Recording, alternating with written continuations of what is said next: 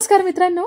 तर अशोक मामा या मालिकेच्या आजच्या भागात आपल्याला असं बघायला मिळतंय की मामा ईश्वरच्या घरी फ्रेश होऊन बाहेर येतात.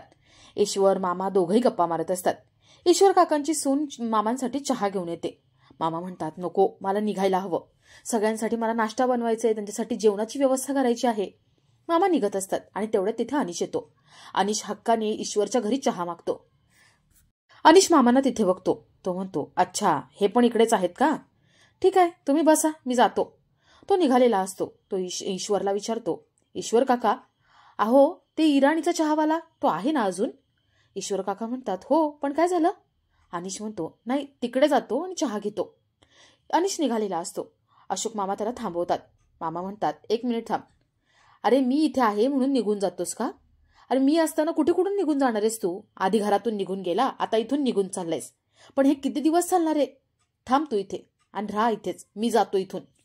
ईश्वर म्हणतो, अरे थांब ना अशोक. मामा म्हणतात, नाही, मला नाही थांबायचं इथे, मला खूप काम आहेत. मी रिकाम टेकडा नाही ना ह्याच्यासारखा. मला काम धंदा आहे. आणि कसं आहे ना, आधी मानव असतात ना, त्यांना कामधंदा नसतो. मला खूप कामं आहेत. असं म्हणून मामा निघून जातात. अनिश म्हणतो, बघितलं ना ईश्वर काका, हे असे वागतात. कसं होणार यांचं आणि कसं यांच्यासोबत राहायचं? ईश्वर म्हणतो, तू बस, चहा घे, मी आलोच. ईश्वर मामांशी बोलायला जातात. मामा खूप हर्ट झालेले असतात. ईश्वर त्यांना थांबवतो आणि म्हणतो, अरे एवढं का चिडलास तू आणि एवढं का बोललास? मामा म्हणतात, ईश्वर, तुला हे दिसते का मी बोललोय ते? पण तो कसा वागतो, तो कसा बोलतो ते तुला दिसत नाही का? आधी माझ्यासोबत होता म्हणून घरातून बाहेर पडला, आता तुझ्यासोबत राहतो.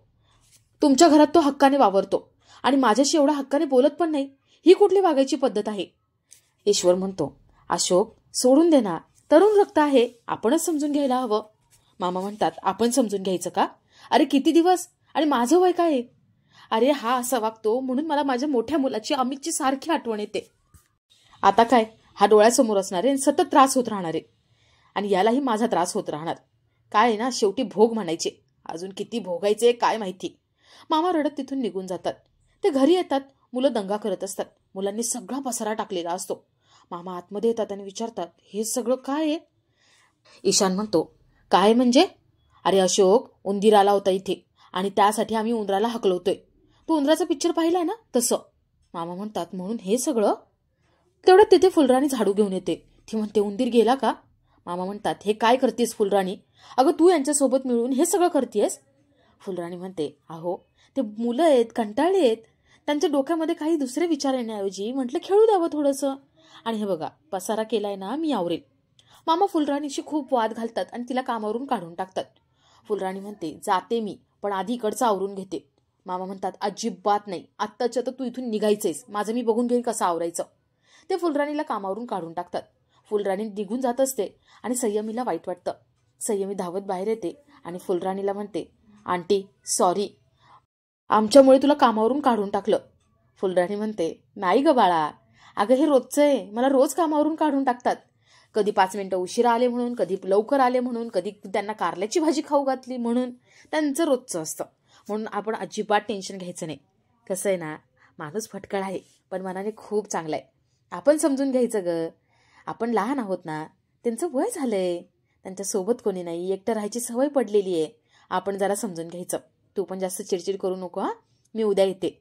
फुलराणी निघून जाते. संयमीला कळतं की मामा कसे आहेत. ती आतमध्ये येते. मामा चिडचिड करत सगळा पसारा आवरत असतात. संयमी म्हणते, मी आवरते ना, मला आवरू द्या ना. मामा म्हणतात, तू काय आवरणार आहेस? नको, शिस्त असते ना, ती तुला नाही माहिती. आणि कुठे काय पसारा असतो, कुठे काय ठेवायचं असतं ते तुला नाही माहिती. संयमी म्हणते, आजोबा, मी ठेवते व्यवस्थित, मला जमेल. मामा म्हणतात, नाही म्हटलं ना तुला. संयमी म्हणते, माझी आई म्हणायची, घरात लहान मुलं असताना मोठ्यांना जर आवरायला लागलं तर हे त्याच्या आई वडिलांचे चुकलेले संस्कार आहेत.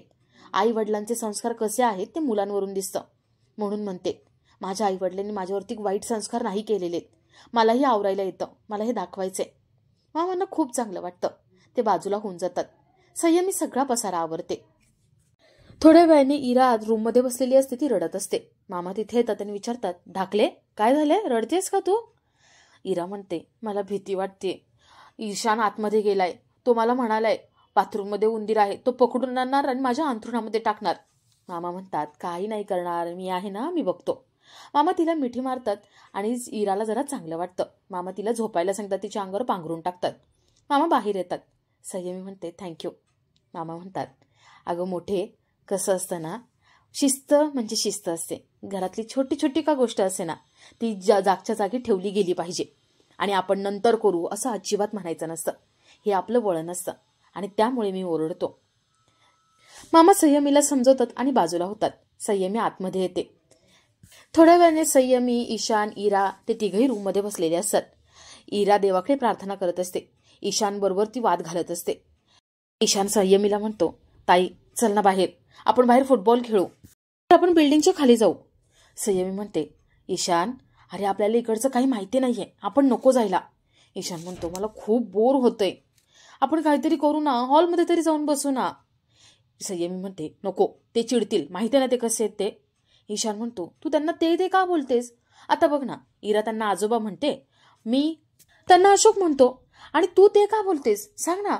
संयमी काही उत्तरच देत नाही आणि मामा हे सगळं बघत असतात.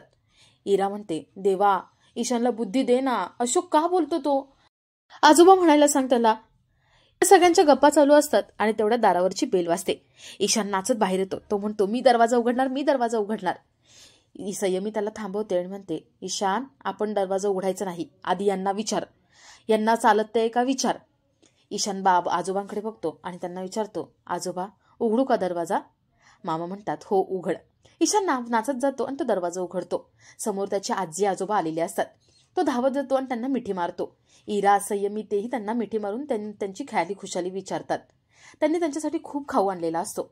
संयमीला वाटतं की आता आजी आजोबा आलेत, ते आपल्याला घेऊन जाणार. ती खूप खुश होऊन जाते. तर आजी आजोबांनी मुलांसाठी भेळ आणलेली असते.